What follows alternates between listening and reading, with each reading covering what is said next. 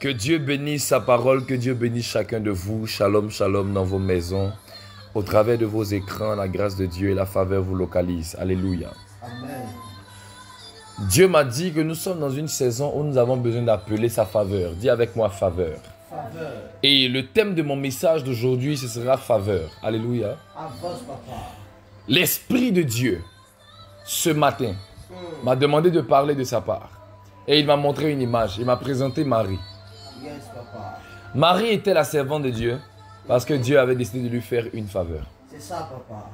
Qui parle de faveur parle de grâce, c'est bon? Ça, on se suit? Ok. Le chiffre 5, c'est le chiffre de la grâce et de la faveur. Lorsque Dieu décide de te donner ce que tu ne mérites pas, écoutez-moi très bien. Vous savez, la faveur de Dieu commence lorsqu'il ne te donne plus ce que tu mérites, mais ce que lui, Dieu mérite. Qu'est-ce que Dieu ne mérite pas? Question, papa. Rien. Parce qu'il mérite tout. Et comme il mérite tout, si Dieu veut te bénir, il peut tout te donner. Pourquoi? La faveur ne te donne pas ce que Dieu estime que tu mérites, mais ce que Dieu estime que lui, Dieu mérite.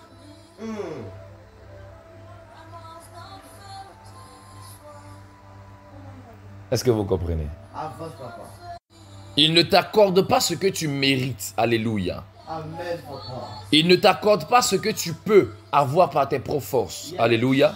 Amen. Mais il t'accorde ce que lui-même Dieu peut recevoir, devrait même recevoir. C'est pourquoi Jésus-Christ, lorsqu'il vient sur la terre, il commence à vaincre toutes les batailles de sa vie afin de s'assurer qu'il mériterait de recevoir des récompenses. Et où il est sur le point de recevoir des récompenses maintenant, il meurt et il vit en nous tous. Pourquoi? Pour que nous tous, nous soyons capables de recevoir les récompenses que lui seul devait avoir. Yes. Est-ce que vous me comprenez? Avance, papa. Et c'est ici que j'aimerais parler maintenant de ce que j'appelle faveur. La grâce, c'est quoi? La grâce, c'est une faveur imméritée. Une faveur que tu ne mérites pas. On te donne des accès auxquels tu n'avais même pas droit normalement. Ça, la Bible dit, il a fait de nous des rois et des sacrificateurs. Vérité. Il y en a parmi les chrétiens qui ne sont même pas partis à l'école. Il y en a qui ne méritent pas de devenir roi. Ni même sacrificateur. Ça, et puis Dieu a fait ça d'eux. On devient sacrificateur lorsqu'on suit une lignée. La Bible nous dit qu'Aaron et ses fils sont dans le sacerdoce. Et que pour être sacrificateur en Israël, il faut être membre de la famille d'Aaron. Si tu n'es pas descendant d'Aaron, tu ne peux pas être sacrificateur en Israël.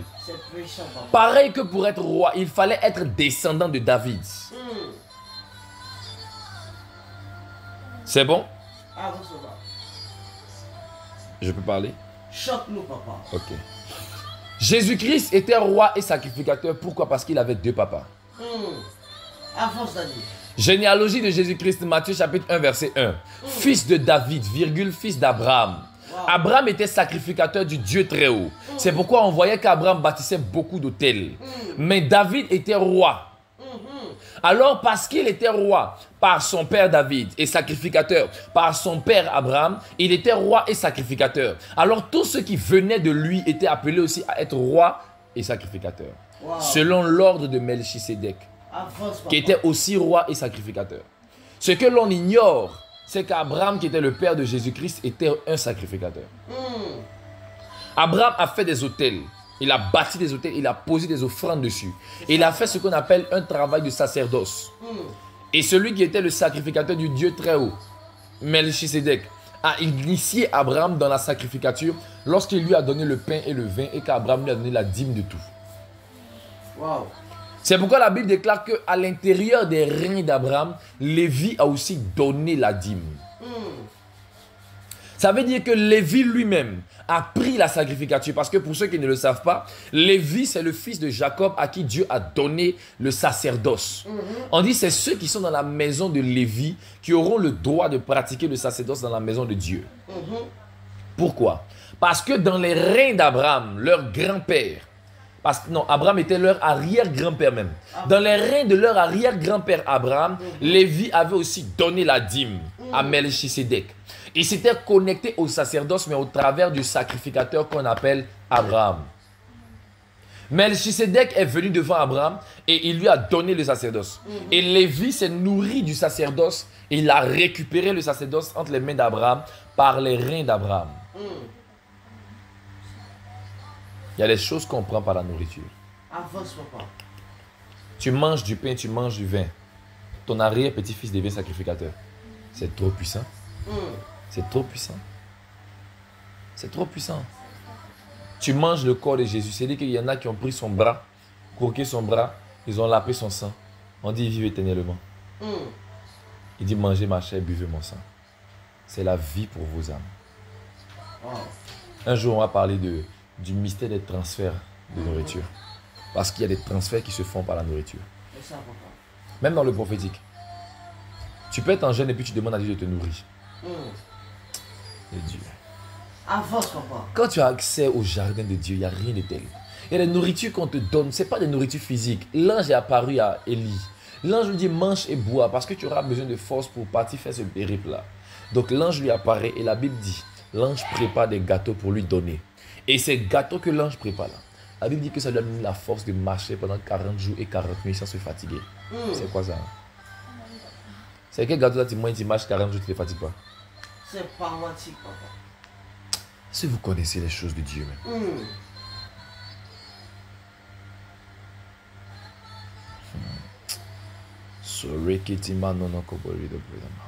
Avance, Daddy. Et ce que moi je veux faire comprendre à cette génération, c'est que nous sommes entrés maintenant dans une saison où nous n'allons pas recevoir ce que nous méritons, mais nous allons recevoir ce que Dieu mérite de recevoir. Vous savez pourquoi? Parce que Dieu va prouver maintenant aux hommes qu'il vit en nous. Wow. Ce qui est en nous va attirer ce qui est hors de nous. Souvenez-vous d'une chose, amen ou pas amen. Amen. Jésus était bébé. Jésus, il était bébé, il ne connaissait pas encore l'or. Mais des rois se déplacent depuis l'Orient, viennent jusqu'à leur niveau. Ils cherchent l'enfant Jésus, le bébé Jésus, qui vient de naître. Ils lui donnent de l'or. C'était une offrande d'argent. Il lui donne de la myrrhe. Il lui donne de l'encens.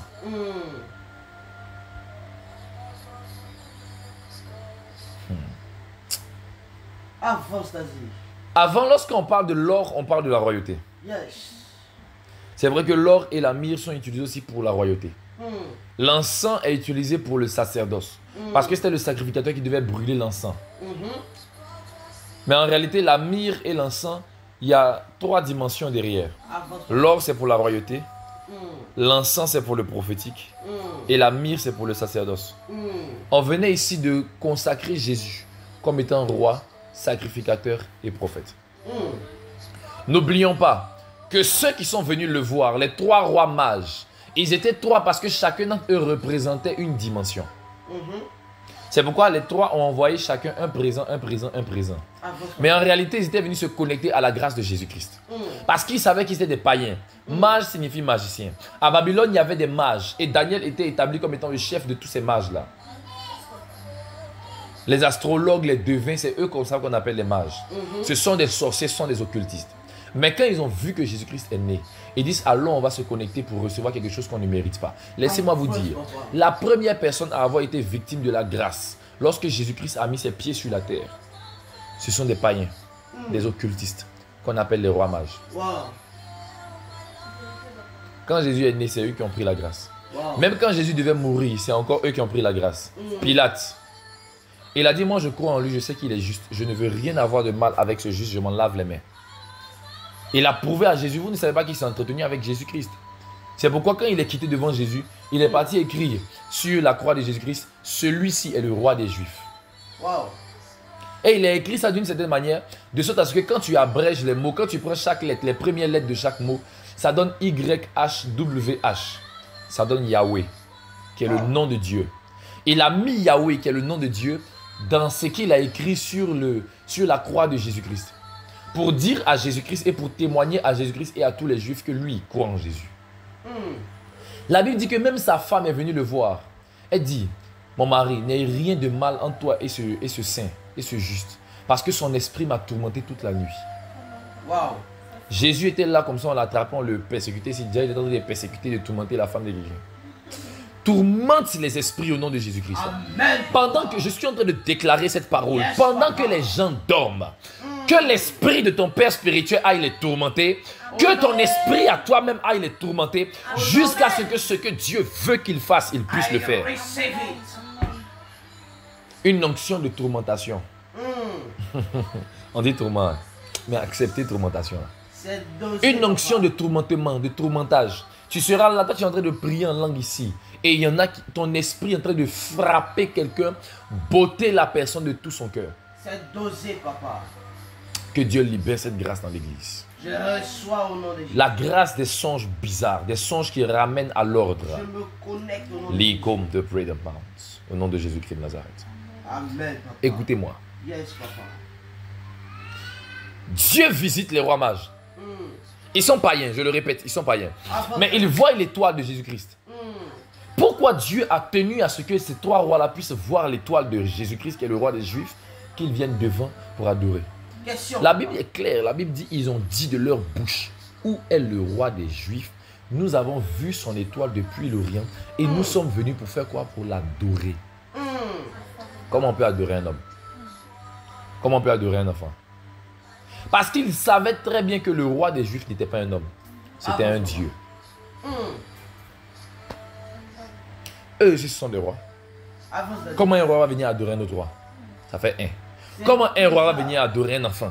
Ça fait deux. Comment un roi va venir prendre transport avec deux autres rois pour venir chercher un bébé, lui faire offrande? Non.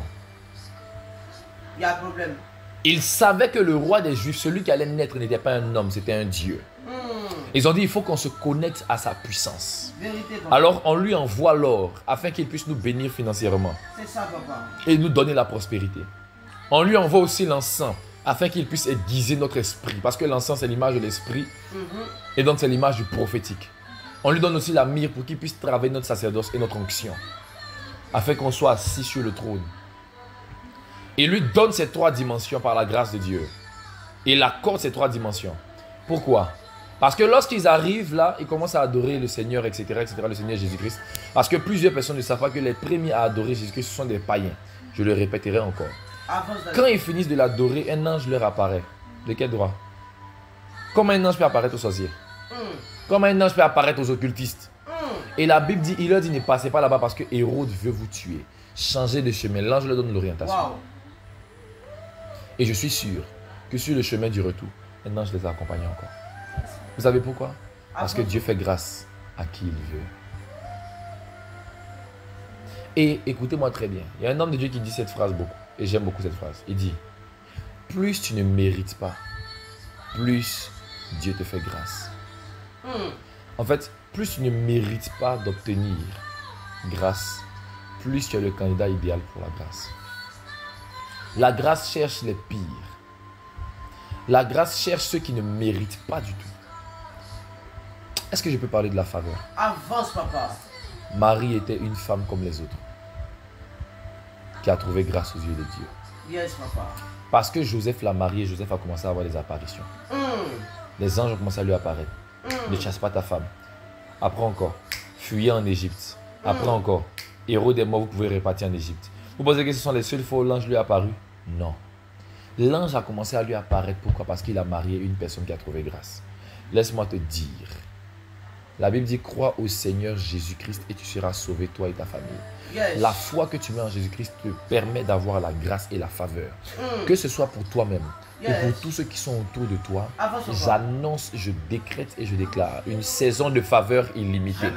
Une saison de faveur imméritée. Une saison de faveur. Une saison de faveur. Une saison de faveur. Reçois la faveur au nom de Jésus. Amen, amen, amen. Que la faveur te visite. Amen, Daddy. Adam était là. Yes. Dieu crée la terre. Dieu met un jardin parfait. Et Dieu dit, Adam, c'est toi qui vas diriger toutes choses. Quelle grâce. Adam n'a rien fait pour mériter ça. Adam dit, hé Seigneur, je suis seul lieu, femme. Dieu le fait dormir. Dieu enlève sa côte. Dieu fabrique une femme. Dieu dit, regarde. Dieu connaît Adam. Si Dieu a accès à la côte d'Adam, c'est qu'il a aussi accès au cœur d'Adam. Dieu n'a jamais discuté avec Adam. Adam ne lui a jamais dit j'ai besoin d'une femme. Adam a dit ça en lui. Il se sentait seul. Dieu dit il n'est pas bon que l'homme soit seul. Dieu vient auprès d'Adam. Dieu l'endort. Et Dieu lui fait sortir quelqu'un qui est selon son cœur, selon son désir. Quelle faveur. Wow. Et la Bible dit je lui ferai une aide semblable. Petit travail où il ne travaille même pas en tant que tel. Il a besoin d'aide pour faire quoi. Dieu lui dit non. Je te donnerai une aide, mais une aide semblable. Dieu lui accorde de pouvoir se multiplier. Là où le travail ne demande même pas qu'il se multiplie. Peut-être vous ne vous rendez pas compte, je vais vous expliquer un peu. Adam a nommé tous les animaux, tous les arbres et la plupart des choses qui existent sur la terre des hommes. Vous pensez qu'il s'était fatigué quand il a fait ça? Parce qu'il y avait la gloire de Dieu. Yes. La gloire de Dieu supprime la fatigue. Quand tu es dans la gloire de Dieu comme ça, tu vis comme Dieu. Dieu ne se fatigue pas, tu ne te fatigues pas. Dieu a créé toutes choses, il s'est reposé pas parce qu'il était fatigué, mais parce qu'il venait de terminer son travail. Avant ça va. Donc le repos, c'est pas quand on est fatigué qu'on cherche ça. Le repos, c'est quand on est conscient qu'on a fini. Est-ce que vous comprenez? Le repos, c'est quand on est conscient qu'on a fini. Avant Quand tu es conscient en tant que chrétien que tu as fini le travail, parce que Dieu habite en toi, il a déjà fait tout le travail qu'il faut. Quand tu es conscient que Dieu a fini le travail maintenant, il te dit, viens entrer dans mon repos. Venez à moi, vous tous qui êtes fatigués et chargés. Moi, j'ai travaillé. Sans être fatigué, je me suis reposé. Mais vous qui êtes fatigués et chargés, venez à moi, je vais vous donner quoi? Du repos. Le repos, là, en grec, en réalité, c'est shalom. C'est shalom. Dieu promet sa shalom à tous ceux qui sont fatigués et chargés. Pourquoi? Parce que lui, il a déjà fait le travail qu'il faut. Yes, papa. Amen ou pas amen? Amen, daddy. J'aimerais enseigner à quelqu'un la faveur et je veux que tu puisses croire qu'en cette saison, septembre qui finit et octobre qui s'annonce, Dieu te fera des faveurs incroyables.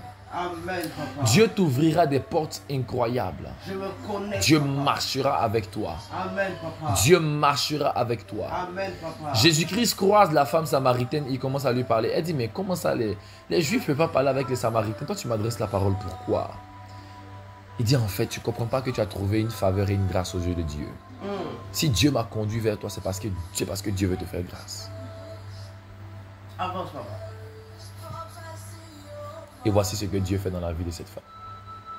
Dieu la pousse à croire en ce que Jésus dit. Donc Jésus commence à prophétiser sur elle. Tu as eu 5 maris. Celui avec qui tu n'es pas ton mari. En cela tu as dit vrai. Jésus-Christ lui donne un enseignement qu'il n'avait jamais donné auparavant. Publiquement, en tout cas, c'est jamais écrit dans la Bible. Il lui parle de la véritable adoration. Wow. Quelle faveur. Vous savez, Jésus-Christ a parlé de l'adoration à une femme à qui il venait de révéler qu'elle avait eu 5 maris et que celui à qui elle était encore n'était même pas son mari. Jésus-Christ n'a pas regardé à son péché pour l'enseigner. Ça peut être troublant, mais c'est la faveur de Dieu. Il dit, regarde, je vois ici une chose. Tu as eu 5 maris. Celui avec qui tu es n'est même pas ton mari. Ah bon? Oui. Tu as eu 5 maris, celui avec qui tu n'es pas ton mari. En cela, et il n'a même pas dit, tu as zaïe, mais tu as mal agi. Il dit, en cela, tu as dit vrai. Juste parce qu'elle a dit, il n'est pas de mari. Il dit, je sais que tu n'as pas de mari. Voilà. Donc, tu as dit la vérité. Elle n'a pas dit la vérité. Elle n'a pas dit qu'elle a eu 5 maris. Elle n'a pas dit qu'elle était avec un pointeur. Qu'elle était en concubinage. Elle n'a pas dit la vérité. Mais Jésus-Christ s'arrange à trouver ce qui est bon à l'intérieur de nous tous. C'est la faveur qu'il nous fait. Dieu nous aime tellement qu'il cherche ce qui est bon. Même quand tu es venu, tu as tué quelqu'un, et puis tu as eu mal au bras, parce que tu as trop découpé les gens. Il va venir prendre ton bras. Yako, tu as mal au bras. Vous connaissez l'amour de Dieu. Tu as tué les gens. Il dit, on va régler ça après. Il sait que c'est le diable qui t'a poussé à faire ça. Mais tu as mal. Vous ne connaissez pas Dieu. L'amour de Dieu, l'amour de ce grand Dieu. Vous savez quoi? Et Dieu est capable de te pousser à tomber plus bas que terre pour t'enseigner son amour et sa grâce. Oui. Dieu est capable de te pousser à faire des choses les plus insolites, les plus dangereuses, les plus bizarres. Parce qu'il veut prêcher au travers de ta bouche la grâce et la faveur imméritée. Avance, papa. Oui. Il y a des choses, quand tu t'assois, tu te demandes, mais comment j'ai pu faire ça? Comment moi j'ai pu dire ça? Comment j'ai pu penser comme ça? Et Dieu te regarde au ciel, il sourit. Il dit, j'ai juste voulu faire de toi l'instrument de ma grâce. Vous connaissez Paul? La Bible déclare que Paul a été appelé apôtre de la grâce. Vous savez pourquoi il était appelé apôtre de la grâce? Deux choses. Dites avance prophète et puis j'avance. Dites non, dites avance prophète et puis j'avance. Bon, trois choses. Dites avance prophète et puis j'avance. Vous voyez que ça augmente. Vous voyez que ça augmente. Je peux avancer. Première chose. Celui qui était appelé apôtre de la grâce, qu'on appelle Paul, était d'abord appelé Saul de Tarse et c'était le persécuteur de l'église. Celui qui était appelé à être le messager de l'église était d'abord le persécuteur de l'église. C'est Dieu qui l'a voulu pour lui. Ça fait un. Deuxièmement, dans Romains, l'apôtre Paul dit, le mal que je ne veux pas faire là, c'est ce que je suis poussé à faire. Et le bien que je veux faire, c'est ce que je n'arrive même pas à faire. Deuxième chose, ça veut dire quoi? Dieu a permis qu'il puisse faire le mal qu'il ne veut pas faire pour qu'il puisse connaître la grâce de Dieu. Parce que c'est lui-même qui a dit, Dieu a enfermé tous les hommes dans la désobéissance afin de faire miséricorde à tous les hommes. Ça veut dire que Dieu voulait passer par lui pour faire éclater sa miséricorde. Donc Dieu l'a enfermé dans beaucoup de désobéissance. Dis avec moi troisième chose. Il a prié pour qu'une écharde lui soit ôtée de lui. Mais Dieu a dit, ma grâce te suffit. Écoutez-moi très bien. Quelle était cette écharde-là? Les persécutions de son ministère. Ce n'était pas maladie, c'était une persécution de son ministère. Partout où il passait, il y a un ange de Satan qui passait derrière lui pour gâter là-bas. Ça ne vous rappelle rien? Partout où Paul passait, la Bible dit quoi? Un ange de Satan a été envoyé pour le souffleter. Quand on parle de souffleter, c'est pour le chicoter, pour le persécuter. Parce qu'avant, quand on voulait chicoter quelqu'un, on parle d'un soufflet. On parle d'un soufflet. Il dit, un ange de Satan a été envoyé pour me souffleter. Pour dire quoi? Que l'ange de Satan avait été envoyé pour gâter partout et partout. Vous ne remarquez pas? Quand il arrive quelque part, quand il commence à prêcher ici, on le persécute ici, on veut le frapper là-bas. Au point même pendant qu'il est en train d'évangéliser un homme élevé en politique, il y a un magicien qui est en train d'envoûter l'homme sur place, sur le champ. Et il est en train de l'évangéliser, de lui parler de Jésus-Christ, et puis le magicien est en train de l'envoûter. David dit qu'il est en train de faire des grimaces pour détourner l'esprit de cet homme. Paul l'a maudit. Fermé ses yeux devant tout le monde. Il l'a rendu aveugle. Les yeux du gars se sont fermés sur le champ. Il a arrêté ses bêtises. C'est ça la faveur. Mais aujourd'hui, l'apôtre Paul a eu une grande récompense au ciel. Pourquoi? Parce qu'il a été capable, il a été rendu digne de faire ce que plusieurs n'ont pas réussi à faire. C'est ça, papa. Dieu a permis qu'il y ait des persécutions sévères dans son ministère. Parce que Dieu voulait révéler au travers de lui sa grâce et sa faveur. Il dit, ma grâce te suffit. Parce que ma puissance s'accomplit dans la faiblesse.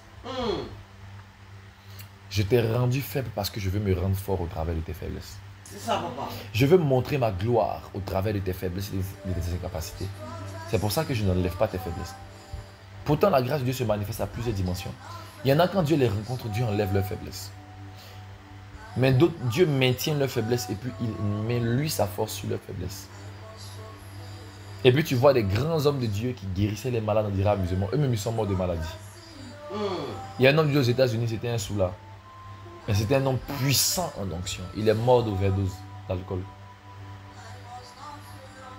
Il y a un autre homme de Dieu, lui, il était puissant en onction. Il est mort d'obésité. Il était trop gros, ça l'a tué.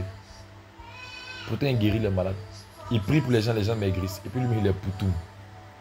Ma grâce te suffit. Oui. Wow.